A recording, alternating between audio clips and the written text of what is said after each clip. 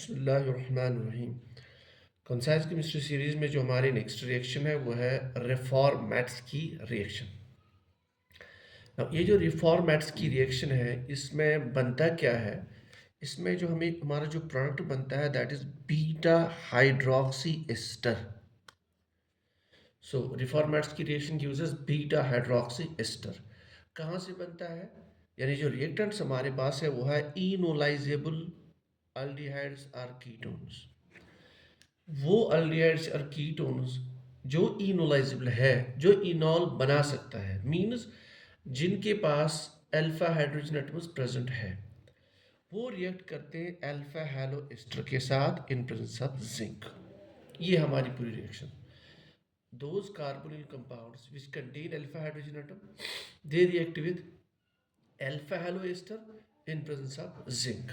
तो रिएक्शन हमें रखनी है याद, वो ये है, ये हमारे पास एक अल्फा हैलो एस्टर, ये अपना एस्टर ग्रुप हो गया। इसके अल्फा पोजीशन पे आपका हैलोजन है, क्लोराइड, ब्रोमाइड, आयोडाइड। तो मैंने यहाँ पे एक्स रखा हुआ, तो alpha halo ester. Now this alpha halo ester reacts with a carbonyl compound, any aldehyde or ketone. लेकिन कंडीशन क्या है, it should be enolisable. Enolisable means इस कार्बोनिल के साइड में जो कार्बन है, अल्फा कार्बन, इस पे हाइड्रोजन एटम प्रेजेंट होनी चाहिए, then only it can form the enol. ठीक है। In presence of zinc, metallic zinc और जिंक डस्ट, तो ये हमें देता है ये कंपाउंड, इसको हम बीटा हाइड्रोक्सी एस्टर बोलते हैं। ये देखिए यहाँ पे हुआ क्या है, बेसिकली ये हैलोजन आपको इधर ऐड करना है, यानी इधर लिंकेज आपको क्रिएट करनी है इसके साथ, ये बॉन्ड खत्म करना है और इसको OH ग्रुप में कन्वर्ट करना है, दैट्स इट। आप कोई भी प्रोडक्ट इसमें बना सकते हैं। ठीक है। So what is new in this reaction is कि दो ऑर्गेनिक कंपाउंड्स के बीच में एक CC बॉन्ड क्रिएट हो गया। So this reaction also results in the formation of new carbon carbon single bond. ठीक है। अच्छा, अब इसका मैकेनिज्म है, हमें मैकेनिज्म के डेप्थ में जाने की जरूरत नहीं है बिकॉज एग्जाम को देखते हुए।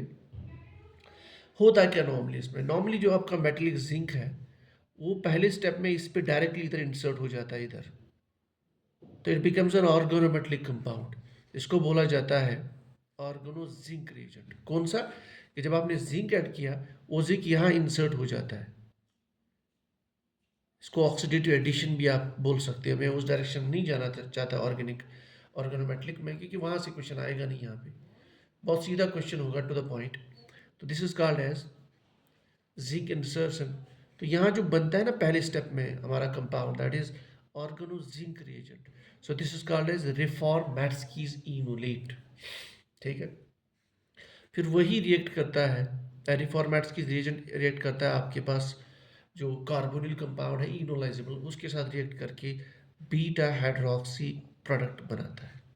अब यहाँ पे एक इम्पॉर्टेंट क्वेश्चन है कि यहाँ पे आपका बीटा हाइड्रोक्सी कंपाउंड है, फिर बीच में कार्बन जिसके पास अल्फा हाइड्रोजन प्रेजेंट है, फिर नेक्स्ट कार्बन कार्बोनिल है।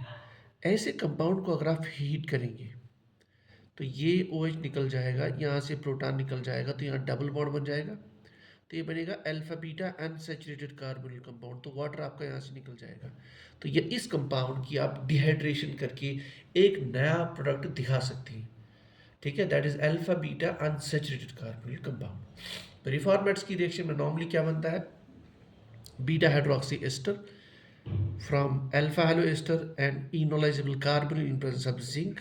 ठीक, लेकिन अगर आप इसको भी हीट करेंगे then it will undergo dehydration and it can form alpha beta unsaturated carbonyl ester। ठीक है ना, कार्बोनिल एस्टर कंपाउंड।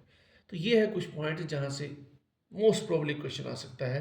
जहाँ तक लेक्चरशिप का एग्जाम जो है, इसमें टू द पॉइंट सीधे जो मेन पॉइंट है आपको कि what are the reactants and what is the reagent and what is the product formed. ठीक है, सो इसी के आसपास क्वेश्चन आएगा।